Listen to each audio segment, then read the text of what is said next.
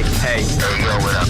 What's up, y'all? This is Jeremiah. What's up? This is Steve-O from Jackass. You're listening to Radio DePaul. Radio DePaul. Radio DePaul is Chicago's college connection. Hello, Radio DePaul. This is Roxy from the Soundtrack Revisited for our 4th edition of the show. I am very excited to be here today. We are going to be talking about the first of many movies by my dearest and favorite director, Mr. Luca Guadagnino. If you know me even just a little bit in real life, and we've talked even just a little bit about film, I've talked about this guy before, for sure. Anyways, I love me some Luca Guadagnino, and I absolutely love the next movie we're going to be talking about today, which is Bones and All. Bones and All is a movie that came out in November 2022. Fall 2022. It's a love story about two people who happen to be cannibals. That's all you need to know. No, I'm kidding. The two main characters are played by Timothée Chalamet and Taylor Russell. Taylor Russell is the main character. Her name is Marin, and she is sort of abandoned by her father when she turns 18, and she has to fend for herself. And on her way to looking for her mother, who abandoned her when she was much, much younger, she meets Lee, played by Timothée Chalamet. So that's the basics of the story of Bones and All. The director of photography for this film, incredibly talented guy. His name is Arsène Khachaturian.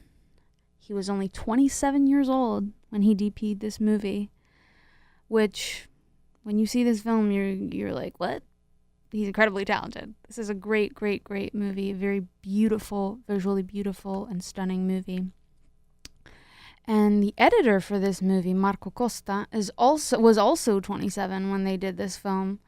Marco Costa is the editor for I want to say all of Guadagnino's films after Bones and All. So Bones and All, Challengers, Queer. So I have to say, I'm talking about Bones and All today.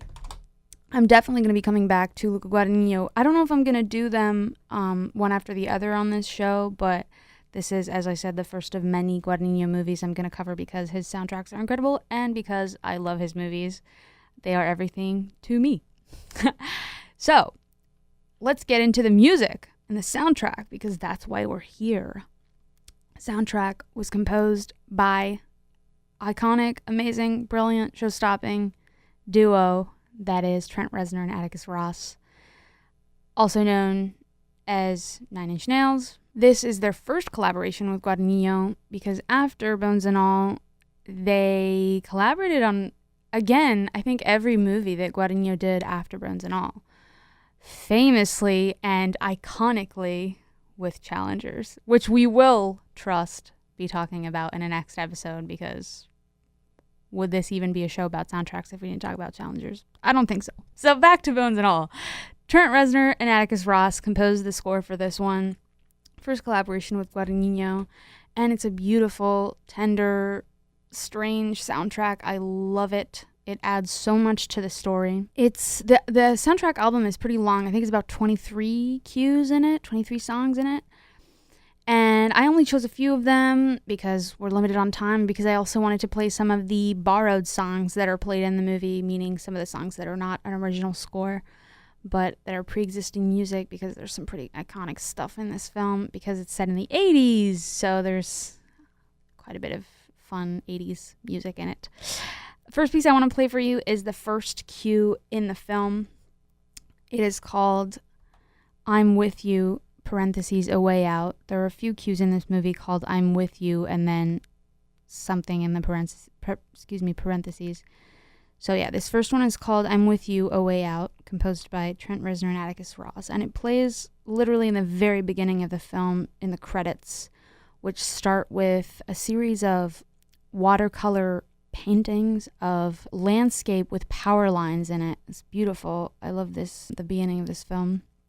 And this is the song that plays.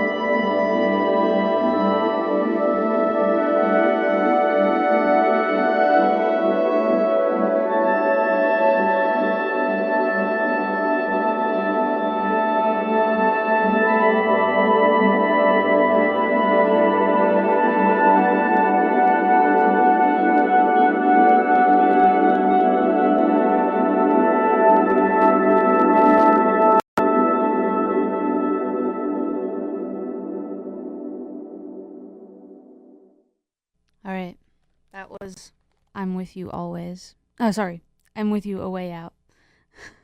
As I said, there are a few songs in this score that are all called I'm With You, parentheses, something. But this one was I'm With You A Way Out, which plays in the beginning of the movie. Yeah, and as I said, it's the credits are really beautiful. It's like a series of watercolor drawings or paintings of these landscapes with power lines, and then you discover that these are, drawings that are plastered on the wall of a high school, and you're introduced to the main character, Marin, who goes to this high school in Maryland. Yeah, I think it's Maryland. No, Virginia. Is it Maryland or Virginia? I don't remember. But yeah, she goes to this high school, and she's invited to this sleepover. And by the way, this is not a spoiler-free zone, so if you have not seen Bones and All, see it. It's fantastic. It's a little scary if you're not into gore stuff, but if you're into it, watch it. I was not into gore stuff when I first saw it, and I loved it because it's a beautiful movie. And it's more so a love story, but it is about cannibals being in love. So, and Luca Guadagnino does not shy away from showing stuff because it adds tremendously to the poignancy of the story. But yeah, if you're a little squeamish, maybe don't see it. I don't want to tell you not to see it because it's a great film, but warning, there will be spoilers in this episode. So she goes to this sleepover that she's invited to, and while one of her classmates / friends is showing her like her nail that just got painted by one of the other friends, she bites it off. And we're introduced to the fact that Marin is a cannibal.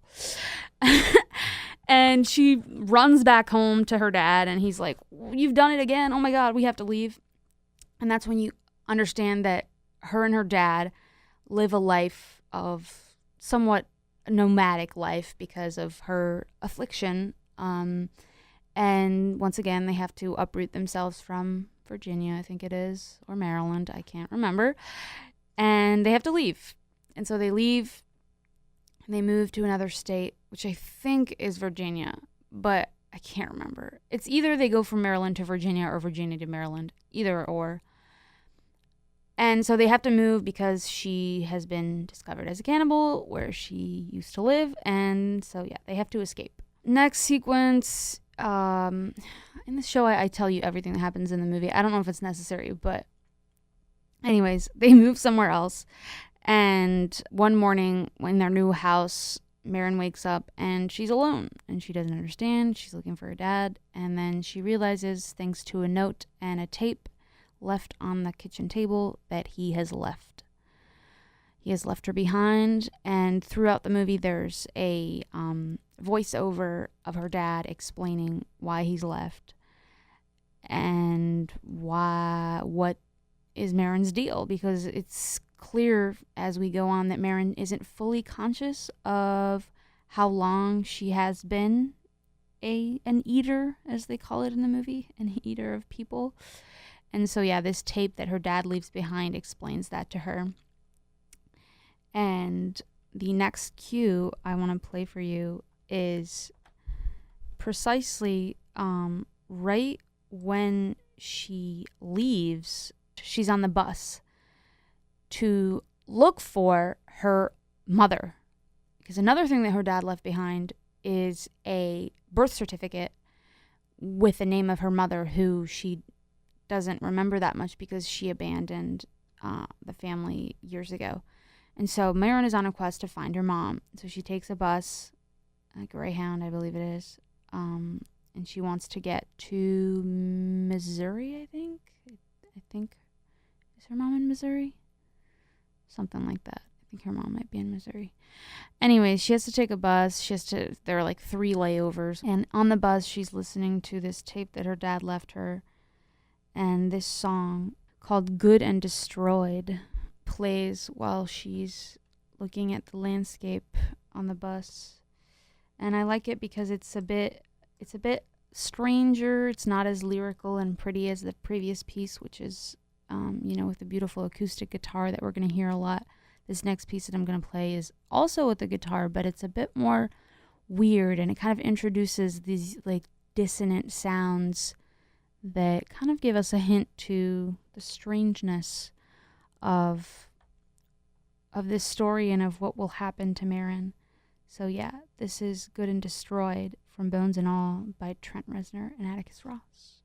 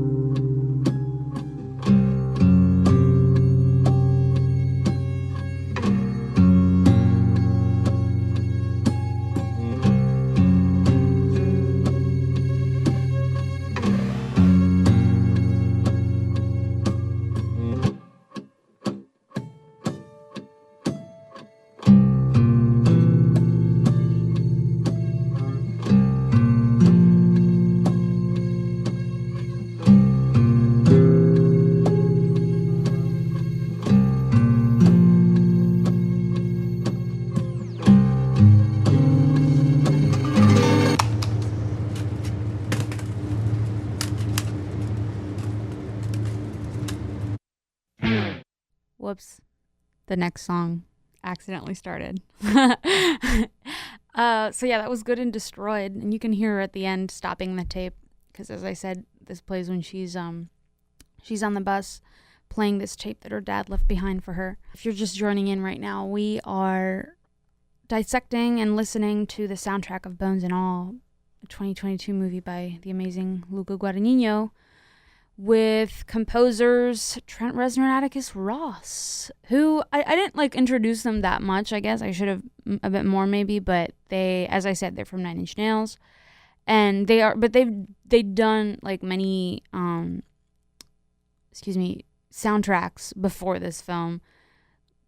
I'd say most notably because of Oscar Windsor nominations, The Social Network and Soul, the Disney movie.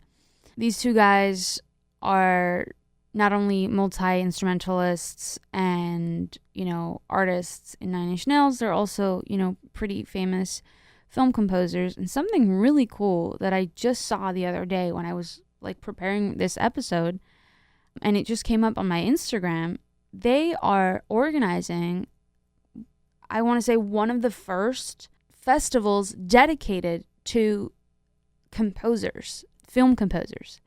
It's this festival called Future Ruins that's going to happen on November 8th of this year in Los Angeles at the Equestrian Center. And so, yeah, they've organized this festival where a bunch of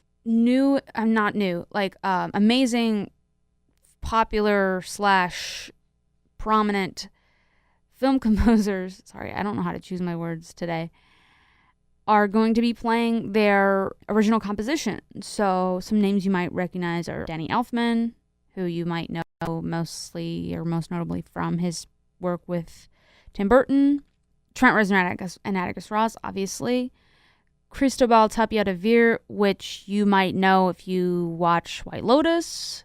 Who else? Hildur, I'm going to totally butcher her name, but Hildur Guðnadóttir. I'm sorry, Hildur. I believe she's the composer for who won the Oscar for Joker the other year. I think it was last year. John Carpenter is going to be there. Mark Mothersbaugh, which if you listen to the show, that name should be familiar. We just talked about him last week. Terrence Blanchard, Questlove, Kyle Dixon and Michael Stein, which are the guys from Stranger Things. Another great people. So yeah, I think this is really cool. They're organizing the first film composer, maybe not the first, but one of the first film composer festivals. It's going to be in LA in November. I'm probably not going to see it because I'm here in Chicago, but who knows? Who knows what the future brings? That'd be really awesome. But yeah, so these two guys are very cool musicians / film composers. And yeah, they do amazing work in this film, Bones and All, that we're talking about today. One of the main instruments they use is, as we've heard in the past two pieces, the acoustic guitar. In a few interviews, they talk about it as something that came to them in conversations with Luca Guadagnino about the score and about what the movie is at its heart, which is a love story and which is a film with a beautiful backdrop of the American, I think it's mostly the Midwest.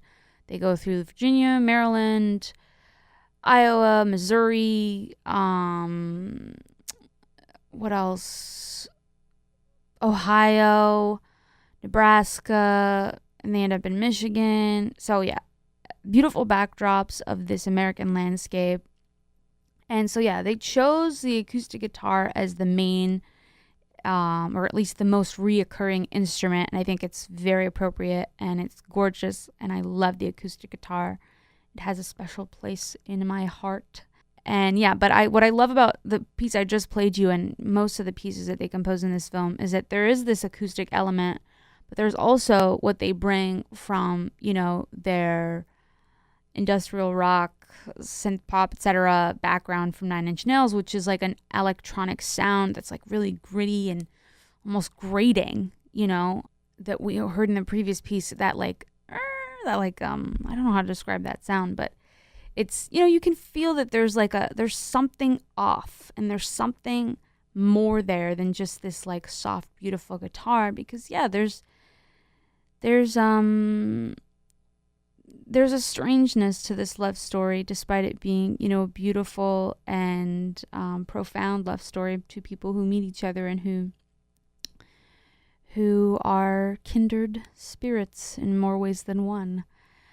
And talking about these kindred spirits, next song I'm going to play happens a little bit after they first meet.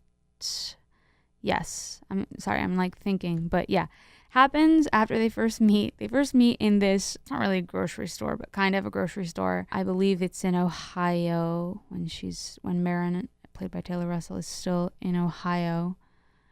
And they meet in the supermarket when Marin is shoplifting some hygiene products like soap and tampons and stuff. And Lee is also in the same aisle as her, checking some stuff out. And they kind of catch each other's eye, but they mostly look at each other after this one rude customer is like kind of being an asshole. He's probably kind of drunk or something. And he is like audibly complaining and kind of like running into other customers. And Lee, played by Timothée Chalamet, says his first line of the movie, which is such an iconic and funny way of coming into the movie. He goes, "Hey, you're out of control, buddy." I just love that scene. And then the two guys confront each other and they're like, "Oh, let's go outside," and they fight or whatever. But no, we find out that they do more than just fighting, because once Marin exits the supermarket after having witnessed Lee and kind of sensing something about him, she goes outside and she can smell something, because yes, as eaters or cannibals, you have, in this movie at least, a smell for people who are like you. And so she smells something. And she sees that Lee is like coming out of this like abandoned structure that's outside the supermarket, covered in blood. But she's not shocked, because she knows. She knows who he is. I know what you are. And their first interaction, or their first like words to each other, is Lee telling her like, "Oh yeah, he's in there, you know." I don't remember exactly what he says, but he's basically saying, you know, he's in there, you can take some if you want, or something. But he's covered in blood, this Lee character played by Timothée Chalamet, and he has this hat on, which we recognize from the guy that he had a fight with, so we understand that that guy is good and gone in his stomach. And they go back to this guy's house together, because Marin decides, okay, well, I think I'm going to stay with this guy. He's like me. He's a cannibal too. And he seems cool or nice. And so they go back to the guy that Lee just ate. They go back to his house. And in this guy's house, Lee he sees this poster on the guy's wall of Kiss from the era where they didn't wear makeup. And he's like, "Oh, look it up. You know, it's when Kiss didn't wear makeup. That's so cool." And then he looks through the guy's records and he's like, "Oh my God, he has it." And so he plays this next song.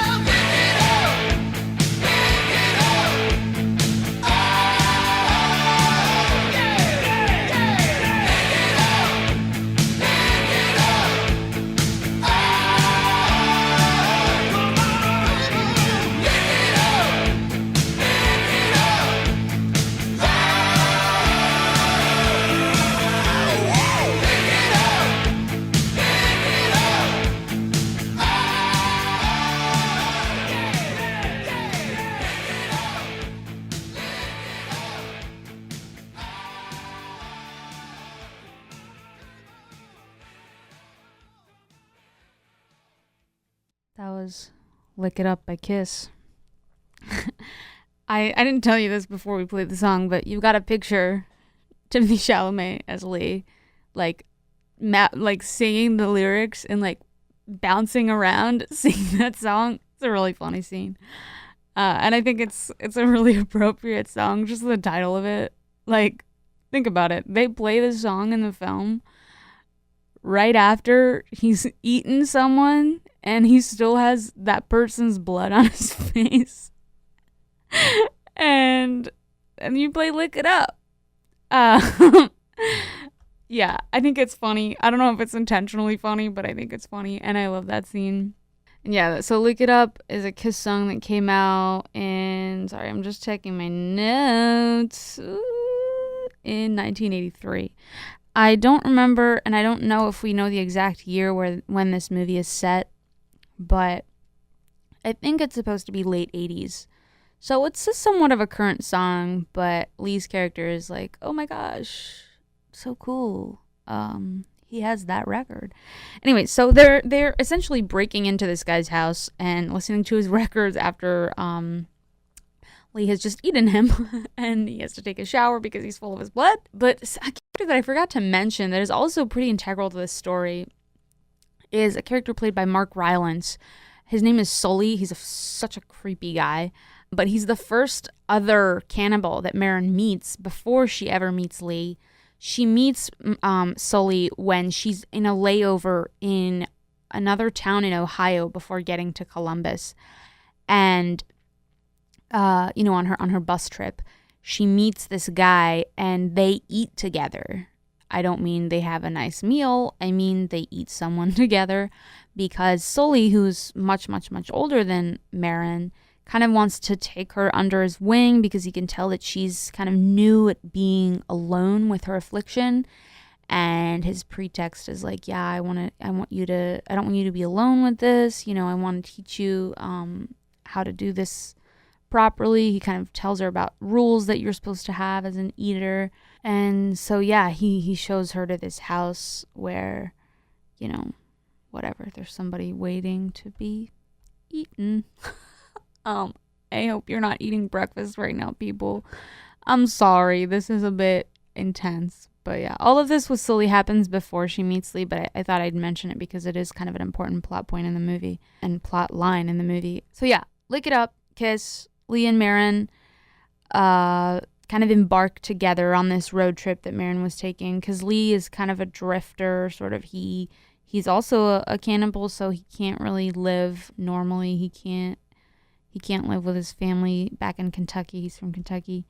And we, as the movie goes, we kind of understand more and more why he's left and why he can't go back. But after this sequence where they go back to this victim's house, they have their first like full conversation together when they go to a diner together. I believe it's the morning after, and this very beautiful cue plays, which reuses the theme that we've already heard in one of the past cues, and which is a theme that comes back often, played by the acoustic guitar. But this next cue is called "I'm With You" again, but with in parentheses, "You seem nice," which is something that Lee says to Marin when Marin is asking him, why did you let me come with you? And then Lee asks her, like, do I seem nice? Whatever. And she doesn't say anything because she's a little shy. But yeah, this really sweet cue plays, and it's called "I'm With You," parentheses, "You Seem Nice," composed by Trent, Reznor, and Atticus Ross for Bones and All. And it has beautiful synths and beautiful flutters and beautiful acoustic guitar. So yeah, here we go.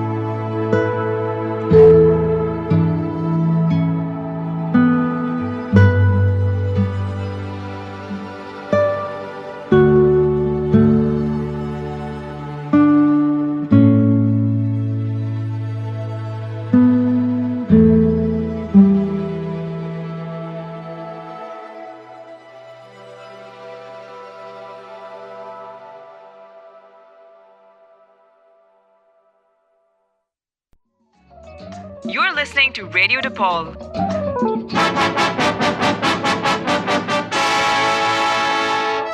Awarded Best Station in the Nation 2020. Welcome to the Radio DePaul podcast. I'm Derek Peters. We're bringing back an episode from our archives. Here's what they had to say. The first marchers began arriving near the Capitol building before dawn. I want to get health insurance when I'm older. Students find comfort in talking to Aja about school, personal life, or really Max anything. is a fictitious artificial intelligence robot who had his own television program in the 80s. Drove alongside him at one We believe in the power of the ordinary citizen. The last time the United States was this polarized, and we were in the middle of a civil war. In 3.5 minutes, we had maybe potentially changed the way a human being will view somebody. But we're back. Find these exceptional stories and more with the Radio DePaul podcast. New episode available for download every other Monday on SoundCloud, iTunes, and the free Radio DePaul app. The Radio DePaul podcast, always free, typically amazing. This message brought to you by Radio DePaul, Chicago's College Connection. I got 3 words for you: beef, hot, and dipped. Yeah, it's a Chicago thing. And so is Johnny's Beef, located at 2300 North Lincoln Avenue in Chicago. Check out the new website, johnnys-beef.com. You can order there, or you can use the app, whatever that is. And for a limited time, use promo code DEMON for 10% off. DePaul students and faculty get 10% off with your ID anytime. Follow at Johnny's Beef on Instagram, and for beef, gyros, and more, head to Johnny's Beef now already. Jeez, with this guy. Hey, we're 7 Minutes in Heaven, and you're listening to Radio DePaul. You are listening to Radio DePaul. More precisely, you're listening to the Soundtrack Revisited with me, Roxy, your host. Our 4th show, we're talking about Bones and All, a movie by Luca Guadagnino with original music by Trent Reznor and Atticus Ross. The song I played right before the ad break, I should say the cue, is called I'm With You, You Seem Nice, which reuses the theme that we're going to hear, that we hear a lot in this film that is just kind of, I don't want to say remixed because that sounds kind of not appropriate, but yeah, sort of rearranged with different instrumental backgrounds from one version to the next. And the next song I'm going to play you is a song that is not from the original score, but that is borrowed for the film, and that plays in one of the many sequences where Marin and Lee, played by Taylor Russell and Timothée Chalamet, are just in the car driving through the beautiful landscapes of America, of the United States. And in this one, they are just arriving in Iowa, and they're driving on this beautiful road, and this next song plays.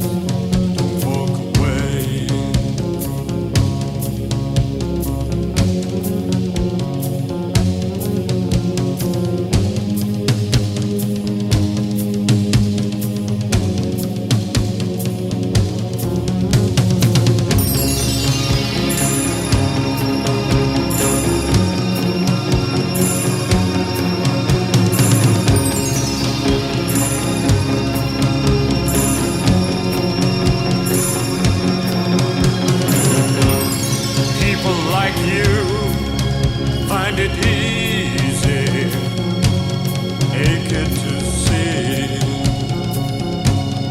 walking on air, hunting by the rivers, through the streets, every corner, abandoned too soon, set down with due care. Don't walk away in silence. Don't walk away.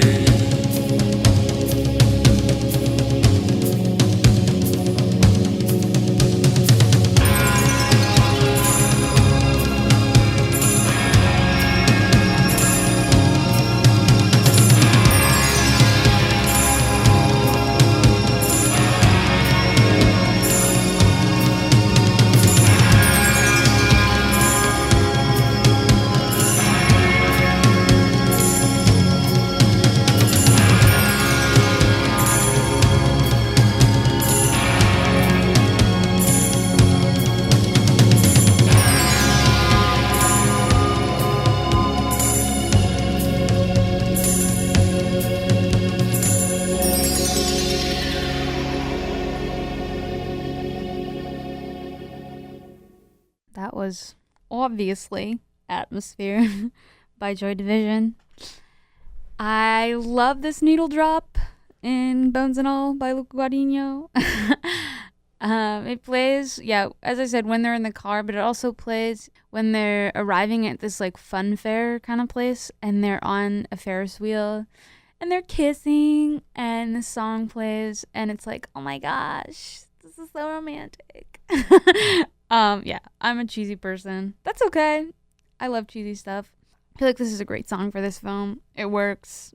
It has that like something that is also in the original score where it has a sweetness to it with like the little, I don't know, you know what kind of instrument that is that goes like like a flutter of, it almost sounds like fairy dust, but it also has like a strangeness to it where it's like, I don't know, like when you listen to the lyrics or like the continuous drum, I don't know, it has some paradoxical like feelings to it, which the whole film is about, and which the original score by Trent, Reznor and Atticus Ross also emulates, which is like there's a sweetness and there's a tenderness, but there's also something that's raw and gritty and strange. You know, I've said that word like a million times in this episode, but it is strange. You know, it's a movie about people who eat other people, and no matter what, no matter how sweet the characters are or how attached you get to them,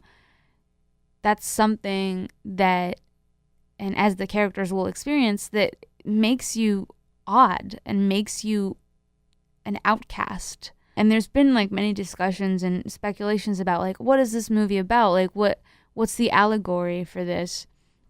And I think it's many things, and it can be many things. In general, it's just about having this thing about you that you can't change and that's been kind of given to you not unwillingly, but like just at birth or whatever.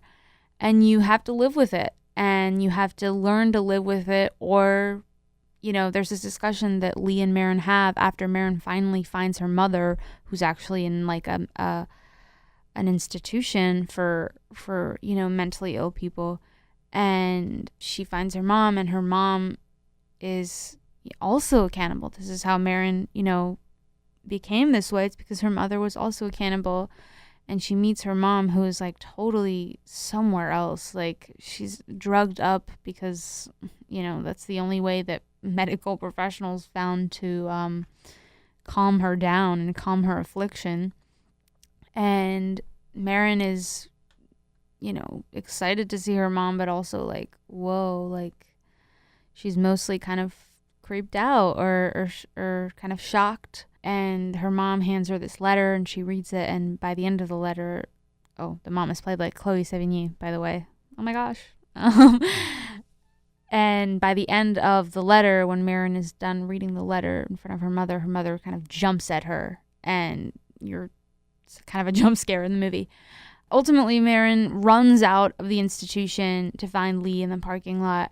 And she's like, well, this is horrible. Like, I don't want to become like my mother. I don't want to be institutionalized. I don't want this affliction to, eat me alive, because, yeah, she sees the effects that it can have long term.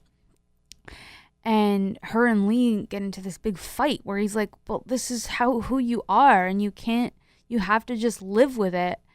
And he gives her these 3 options. He's like, you either, keep living and eat people, you either get institutionalized, or you you end your own life. And it's kind of a climax of the movie, because it's him giving her the options and being like, yeah, this is all you've got. This kind of makes Marin want to leave Lee or not be with him as much, because she's like, well, no, I don't think that's my only option. She still has this idea that, no, I can live a normal life. I don't have to be taken over by this affliction. But they fundamentally disagree on this. So Marin runs off. Lee kind of abandons Lee at this like gas station on their road trip. She leaves him the money that they've found together, and she, runs off, and runs into Sully again, the creepy guy she met earlier in her journey, and he's very offended that she didn't stay with him, blah, blah, blah. Again, I don't need to tell you the whole plot, but if you haven't seen it, see it. I think it's a really good movie. I love this movie. But yeah, she is again reminded why she left this like 50-something or even 60-something guy, because he's really creepy, and he's got a strange personality, but he's also just like way too attached to Marin, as she's like an 18-year-old and he's like a 65-year-old anyways. And so she's like, sorry, I can't go with you. Like, she's trying to be nice about it, but she's also like, I don't like you, bro. Leave me alone. Mark Rylance is incredible in this movie as well. He plays this character really well. Ultimately, Marin and Lee find their way back to each other, because Marin misses him, and she realizes that he's the only person who understands her and who ever will. And they meet again. She goes back to Kentucky, where Lee is from, and where he's decided to go back to, because he has a little sister that he's very attached to, that is also kind of a side character in this movie. And anyways, Marin goes back to Kentucky to meet with him, and they decide to just hit the road again, because that's kind of what they're destined to do. Yeah, it's a very sweet moment when they reunite again by a lake. And yeah, I love this movie. I'm just like repicturing all these scenes. I rewatched the movie the other day in preparation for this. I hadn't seen it since I saw it twice at the movies when it came out. And yeah, they reunite. And we've got there's another version of the theme that plays, which is again called I'm With You, and this time it's I'm With You in parentheses always. I wanted to play it for you today, but I don't think we're going to have time because I really want to play you these next 2 songs, and I don't even know if I'm going to have time for those 2. I'm checking how long they are. Wait, give me a second. Yeah, we're not going to have time for both the songs I want to play for you. So I am going to play you I'm With You Always, which I just mentioned, composed by Trent Reznor and Atticus Ross, which plays, in this sequence when Marin and Lee reunite. So it's very sweet and romantic and gives you little butterflies.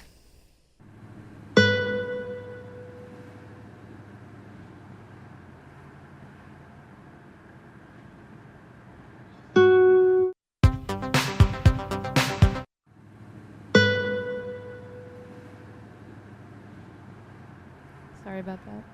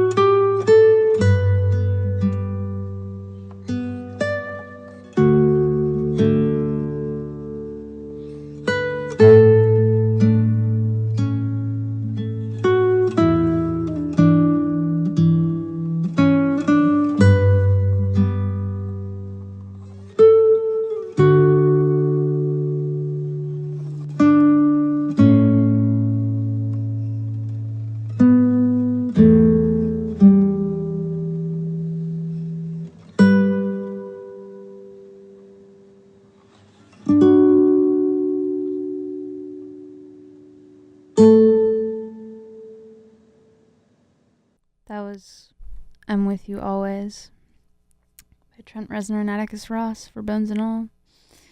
I think this is the version of that theme, I'm With You, that's like the most stripped down with just the guitar. And I wanted to play it for you because it's, it's such a beautiful theme, and I think it really embodies the story so well. It has this kind of like traditional Americana thing to it because of the acoustic guitar, but it also has a very tender feeling to it and a very intimate feeling to it because it's just the guitar. But yeah, there's something about the acoustic guitar that almost sounds like a person, like a human voice, and yeah, I think it's gorgeous. But yeah, sorry about the little mishap at the beginning. I'm still learning how to manage all of this equipment, even though it's my 4th time here now. But yeah, before I play our last song, which is not going to be an original song because we don't have time to play all the songs I wanted to play, but it's a song that's played in the movie not long after this previous song I played for you. But before we leave, I want to thank you for listening to the show and for tuning in today or later, because yes, I record these shows and I post them to my YouTube channel. You can find them by typing Soundtrack Revisited. You should be able to find them. If you don't, because I don't have a huge channel, so if you don't, you can just put like the title of the movie that I talked about, and then you should definitely find it. Title of the movie and then Soundtrack Revisited. Anyways, thank you so much for tuning in. I have so much fun preparing these shows and doing them. And yeah, thank you, Radio DePaul. Thank you, listeners. This next song is Your Silent Face by New Order, which plays when Maren and Lee are in the car again, and right before a beautiful scene at the very end of the movie, almost at the end of the movie, where they share a lot of intense feelings together. But yeah, this is called Your Silent Face, and this was the Soundtrack Revisited by Roxy, and I'll see you next week.